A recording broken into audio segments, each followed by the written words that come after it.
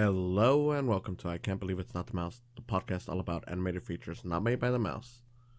I'm your host, Octaviano Macias, and okay, if my voice sounds a little weird, I've got a cold, I don't know, the flu maybe, I don't know. But that's okay, I can still talk, and I'm glad that I can because this is an episode focused on an animated feature that was nominated for Best Animated Film a few years ago. Not sure how many of you have actually watched it, but it's a foreign feature known as I Lost My Body. Hey, before we get this video started, I just want to say thank you for coming on, and if you enjoyed this video, like it, comment below for whatever reason you have, whether it's a question or you just want to give a shout out or just whatever. And if you've been watching a few of my videos, why haven't you subscribed yet? I mean, I'm sure some of you already have, but if you haven't, please consider subscribing. It won't hurt. It will get you more of my content. And if you really want to see some more stuff, ring that bell. Again, thank you for coming on, and I hope you enjoyed the video. Now, if you're curious to watch it, I Lost My Body is, as far as I know, currently on Netflix. And yeah, I can see why this was nominated for Best Animated Film. It's not the one that I would have wanted to win that year. It was 2019. It lost out to Toy Story 4, which, long story short, this one's better than Toy Story 4, but it's still not the one that I wanted to win that year. And yeah, it's just a really interesting, weird little movie that definitely is not going to appeal to the younger viewers. But if you're an adult who loves animation and wants to see different things from animation, this is definitely one to check out. The whole movie follows a hand that's been dismembered from a person, and the hand's trying to go back to that body. So essentially, it's at first, like when I started watching it, I was kind of thinking about Thing from the Addams Family, like the little hand, because it's kind of moving around like that, and it's just going around, and you're kind of like, what's it doing? Like, why is it trying to escape from this office? And to be fair, it's very well done animation. Like, this is pretty much like a 2D. I'm not sure if it's 2D with 3D because at times it kind of looks like a CG thing, but for the most part, it is a 2D film from the looks of it.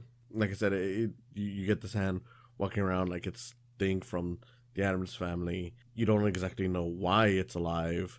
You just know that, okay, it's alive, and without dialogue on it, you already know its goal. Like, okay, it's clearly trying to get back to its body. But fortunately, we do get to learn a lot about the person who it's attached to, as the movie is comprised of a lot of flashbacks, basically showcasing the life of the person who owns the hand, and with that we of course get more of our dialogue sequences.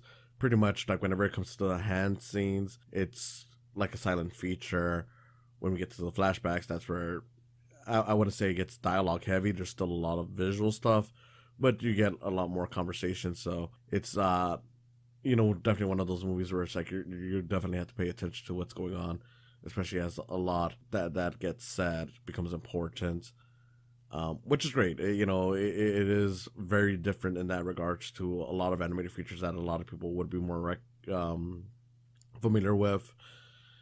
Like I said, it's definitely more for adults than it is for kids. Just a very weird but great film. It is one that I imagine that not everyone's gonna like because they're gonna feel it's too artsy, or they might be confused as to why an animated film is not appealing to just the kids, because of course there's still a lot of that bias. But if you take down if you lower your guard down and just watch the movie, take it as is, it's just a beautiful piece. The stuff with the hand, it's like a great adventure on its own, just seeing how it tries to move from one thing to another, seeing how it learns to adapt to its situations, because you'll see it crawling out of the office, and it struggles at first to walk, but then it quickly realizes that, okay, this is how it can balance, this is how it can grab into stuff. You see it, dealing with rats and just all manner of things. And this is going on as, like I said, we go through the whole life of the main character, who is a man named Naful. Naful. Sorry if I pronounced that wrong. Honestly, it's of course not the name that I'm used to saying, and it's well, it is said throughout the movie. It is one of those things where it's like I got so lost into this world that I kind of just didn't really even think about the names too often of the characters. But yeah, you have this young man who basically we get to learn quite a bit from him. Like as a kid, he was constantly playing with like a voice recorder, which ends up being an important thing throughout the movie. He, of course, is this just very curious little boy with his loving parents. The father tries teaching him how to swat at a fly properly with just his hand, and again, that becomes important as the movie goes along. And tragedy strikes as the parents are met with a deadly fate, resulting in the young boy going over to a different country with his uncle and his kind of crappy cousin, and they're pretty much, it's pretty much just a bad life for him. Like, if you've seen any kind of tragic story about a boy losing his parents, you probably can get the gist of it. The whole idea of like, okay, the person who ends up taking care of him is just no good, just awful.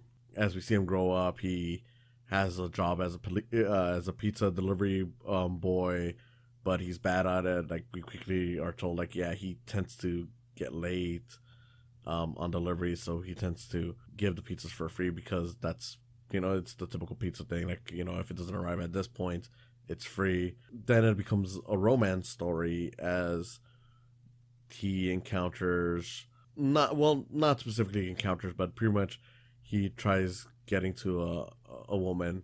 Her pizza, of course, again, late, but she's upstairs. It's in a whole apartment, and they only over talk, and it's a very nice little scene where they talk with each other for a little bit.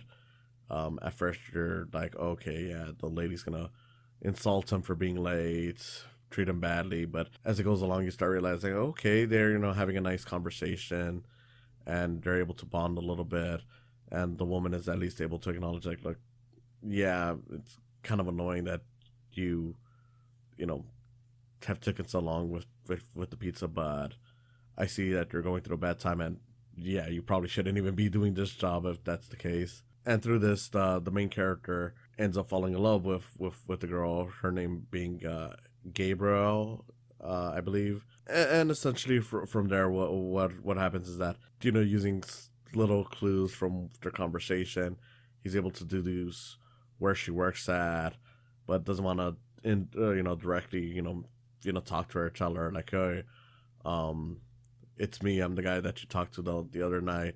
So he tries playing up like this, I don't want to say like a fantasy, but like, he tries, being cool with her, he tries, because she has like an uncle who has like a carpentry job, I believe it was.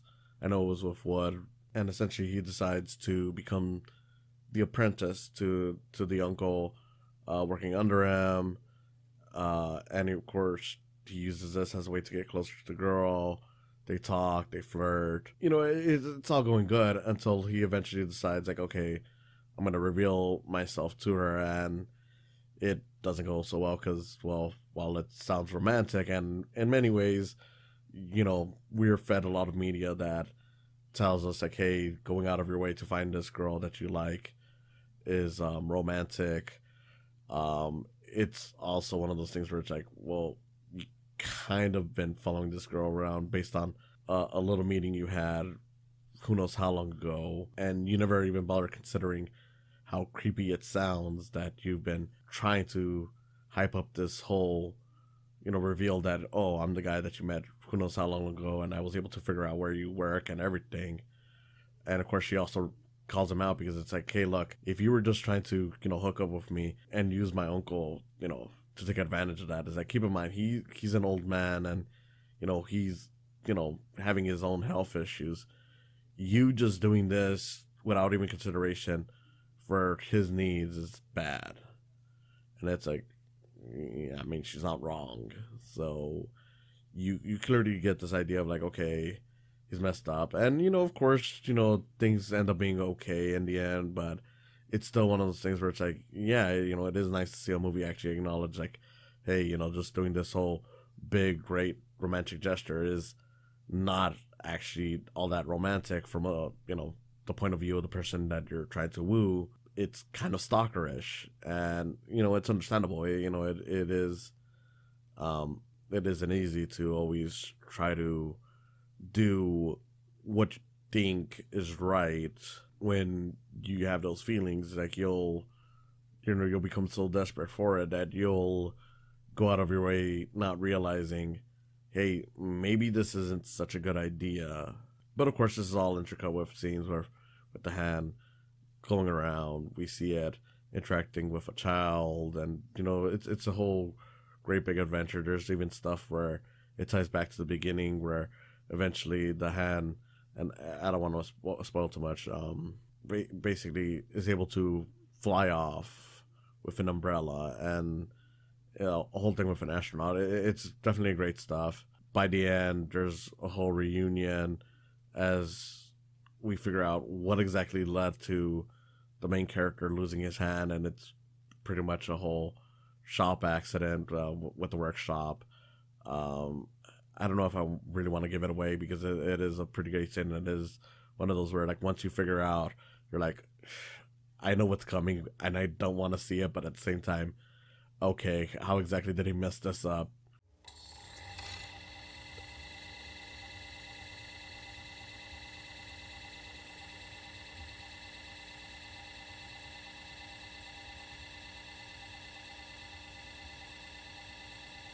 But yeah, it's great, and eventually, even though the hand reunites, and I won't spoil exactly what happens, but it's a whole lesson in growth and understanding that bad things may happen, but that doesn't control your destiny, and it doesn't mean that your whole life will be defined by that bad thing. I don't know if just saying that kind of tells you what exactly is the fate with the hand and him reuniting, but it's definitely not a Disney ending, so to speak. Not that it isn't a happy ending, but it isn't a thing where it's like, everyone comes together, they all start dancing, all that stuff. And yeah, it's fantastic for it. It's a very well animated movie. The stuff with the hand is what gives it a really fantastical nature of the visuals. Like, not to diss on the scenes where it's just showcasing the guy in his life and trying to woo this woman, but that of course is much more normal, and it is the kind of thing that some people might question why it's even animated. But then of course, when you see the little adventure that the hand is going through, it's like, oh yeah, that's why it's animated, because it's this really out there idea, really more out there than your standard animated feature, even without the adult stuff that's at play.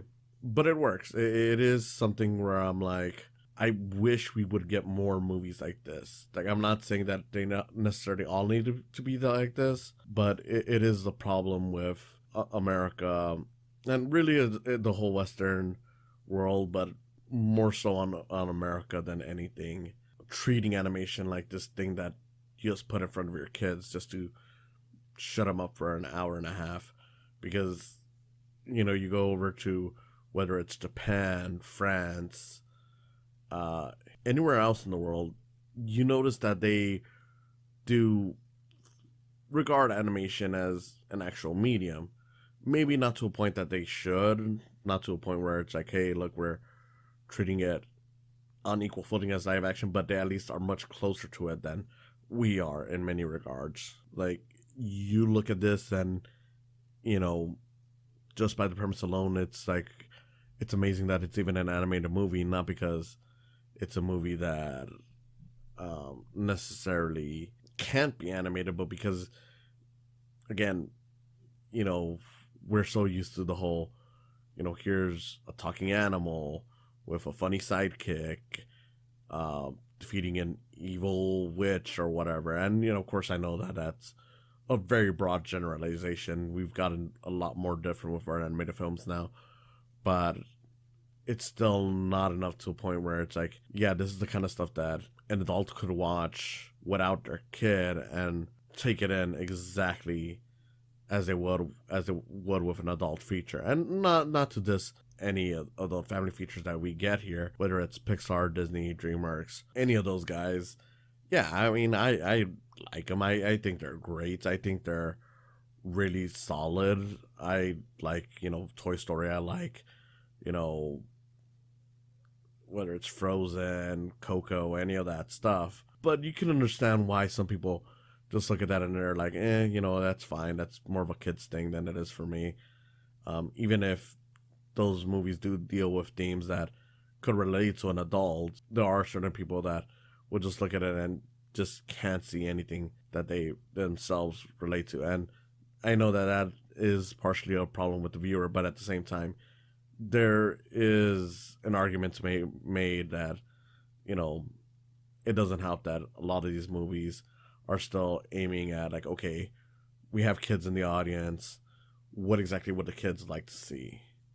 Whereas something like this, it has those themes that these movies would have, but it doesn't feel like it's gonna pander itself to kids. Like, it's not like, okay, let's give the hand a funny face or a funny talking rat sidekick or anything like that. It's like, no, we're presenting it as is. This is the story we're telling. This is the story we're doing. Kids are probably not gonna like it for that reason, and that's okay. And yeah, fine. It is nice to give kids movies of their own, but animation shouldn't just be the place that is like, okay, here's the movies that will appeal to kids. That are going to be good for adults as well, but they're always going to be appealing to kids. It needs to understand that. People need to understand that it is an art form that can tell stories that can work only for adults. And that's, again, perfectly fine. I don't want it to be any other way.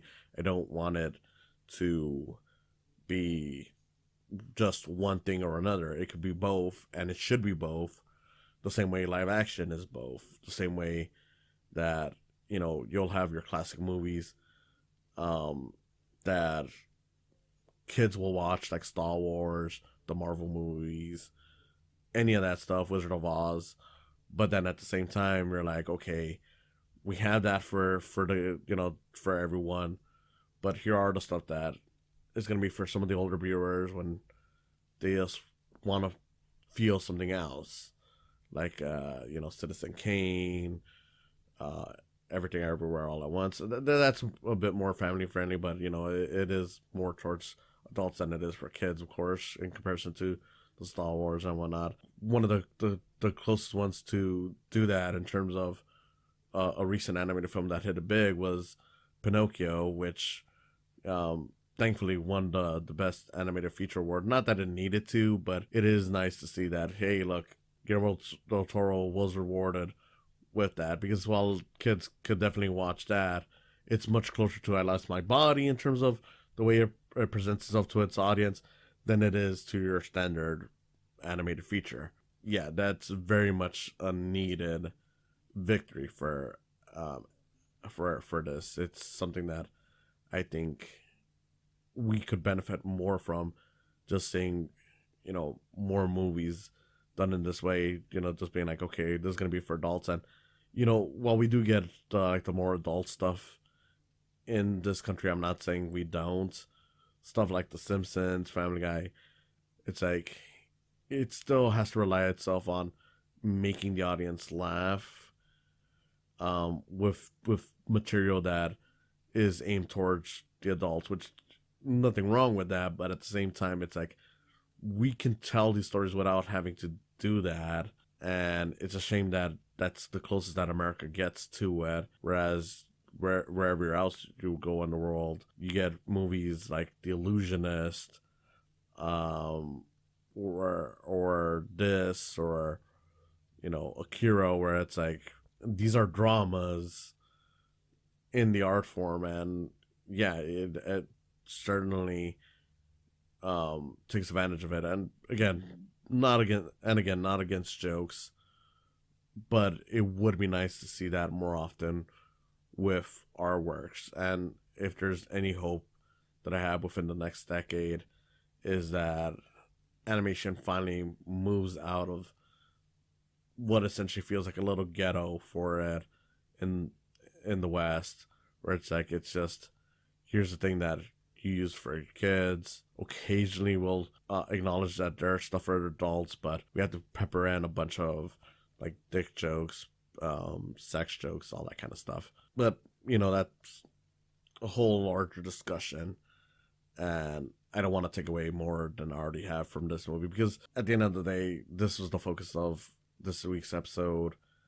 And yeah, I Lost My Body is a very beautiful movie that you should definitely watch, whether it's the tension from seeing how the hand will make it home, or the tension from just seeing like how far will this guy go to get his love, and whether or not that's actually going to work, and just feeling his pain as he realizes like, oh, he messed up. The horror of realizing like, okay, yeah, this is a guy who, is clearly, he's clearly been through a lot. He's been dealt a bad hand in life, but he's still trying, and eventually seeing him succeed, but not in your typical, oh, he got everything he wanted kind of way, in a way where he finally realized what exactly he's doing that's right in the world. And that's just very powerful, and it's the kind of stuff that I definitely want more out of animation as an art form,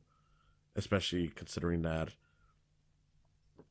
you can tell so many stories in the world as an animated feature, whether it's stop motion, computer animated, or 2D, that explains how you're feeling, or how you might not be at your worst, even when it feels like it. I don't know. It's a beautiful movie, and that's as much as I could really say. I Lost My Body, beautiful movie. I understand why it was so well regarded when it came out. I understand why it was a nominated feature.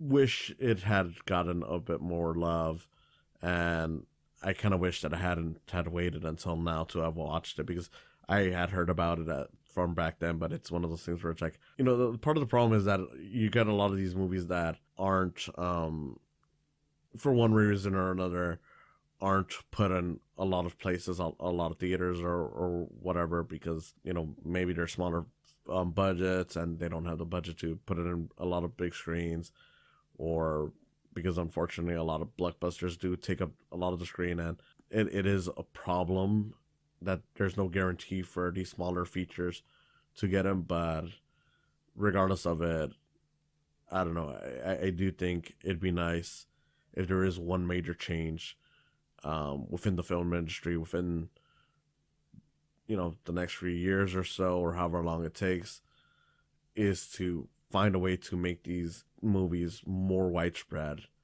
than they have been. Like, granted, not that it's a perfect medium, but it's just funny to me that in one way where something like video games are able to beat out movies, is that with a lot of video games, like even the smaller indie stuff, they get, like, not that they all get like like the perfect representation or anything like that, but if you're able to access it really easily through Steam, Nintendo, and we've seen a lot of indie games make it big through streaming and whatnot. It just feels weird that we don't get that as often with movies. I know why that is to an extent, but at the same time, it's like, if they were able to figure out a way to make that happen for a lot of smaller games, like, to a point that people forget that games like Minecraft were indie games to begin with. I wish it would happen with movies more often. But in any case, like I said before, I Lost My Body, beautiful movie, highly recommended. It's on Netflix. Give it a watch. And thanks for listening. I hope to see you again next time.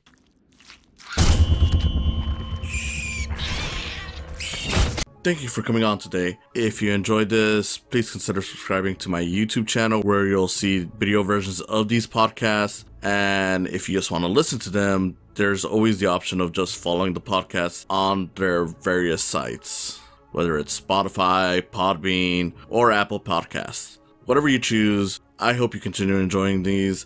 And if you want to support me even further than that, there's always the option of Patreon. With Patreon, even just $1 will get your name on the video versions of this and on other videos that I may do outside of these podcasts. A few dollars more gets you some behind the scenes info, and as this continues to grow, you'll find that there's more perks to it. So I hope you consider supporting me through Patreon as well. In any case, again, thank you for listening, and I hope you have a wonderful day.